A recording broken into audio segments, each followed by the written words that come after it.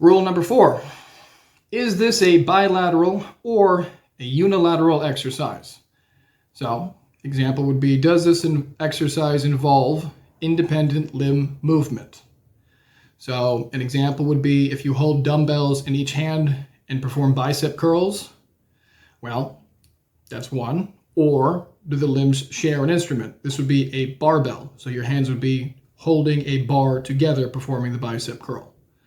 So both of these are different. It's not the same thing. So bilateral movement causes bilateral deficit or a slight weakness in the muscle of both sides due to the fact that they're helping each other.